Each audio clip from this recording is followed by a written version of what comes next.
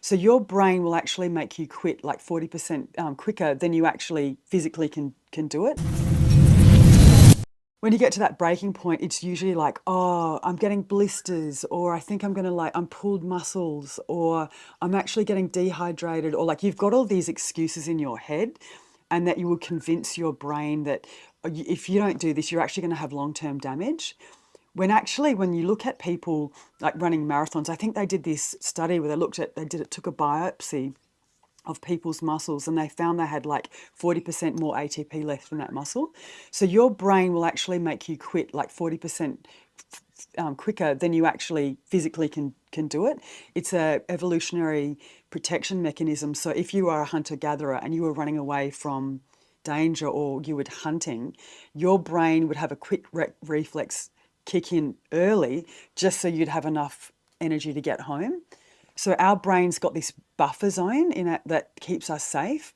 So you've actually got a lot more in the tank than your brain and your body's telling you to, because it's just a survival mechanism. So if you can just have that conversation with your brain and your body before you get to that point, you go, this is not real. Don't believe the pain and suffering. Don't believe the exhaustion. I know you've got more in the tank, right? Because there's science to prove it.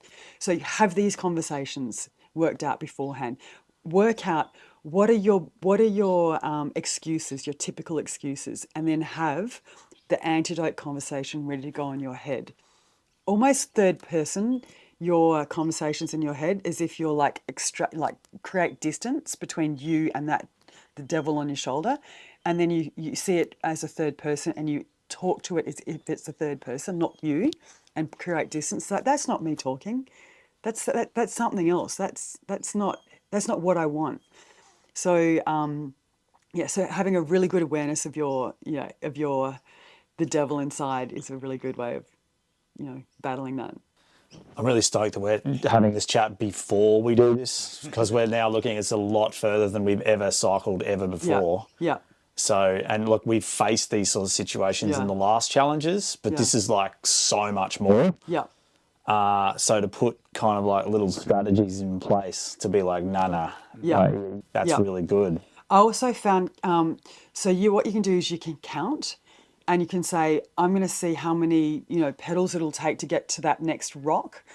But I found that you actually count down backwards is easier than counting forwards for some reason. So if you can count backwards, yeah, that Little trick. works. If Yeah, you yeah. can get a tempo, a song, that's also really good as well. And there's also identity is a really, really big thing. You're like, I'm the type of person who is tough, can get through this. And you've got to like remind yourself of that identity. And then what you do is you have one word that typifies and is emblematic of that identity. And so you can go mongrel, mongrel, mongrel. And you just say that one word over again. Because I actually did a study looking at people's self-talk. Incredibly important. You've got to have self-talk sorted out. And they said they looked at people in like who did extreme sports, and they either had like, "Come on, you can do it," and they had like a longer sentence, or they just had one word that related to their identity. They found that the one word was much better because it's metabolically less expensive to think the one word than it is to think sentences. Like every single bit of glucose matters when you're in this situation. You have to be very, very careful of what you let run around in your head, because thoughts are expensive. Thoughts become chemicals that can become cortisol, and cortisol is expensive. So you have to be very, very efficient at your self-talk and have to be very careful about what you let run around in your head. And you can test this out. If you're on a stepping machine and then you remember something humiliating or a low vibration thought, you'll actually like in that moment feel like, oh, I don't want to get off the stepping machine. So thoughts really, really do affect how your physiology and how much energy you can use. Another thing which is really important in terms of self-talk, when you're tired and exhausted, what you've got to do is think of a line in front of you, and your thoughts are either zeros or ones. Zeros are thoughts which deviate you away from your goal. one thoughts of thoughts that like are positive and are enhancing and drive you towards your goal.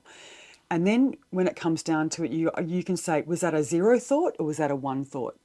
When you're really tired and exhausted, and you say, I'm having no zero thoughts. When you see this negative thought come in, this I can't do it, this is awful, you just go, no, that's a zero thought, and that's actually making me tired and pulling me away from my goal.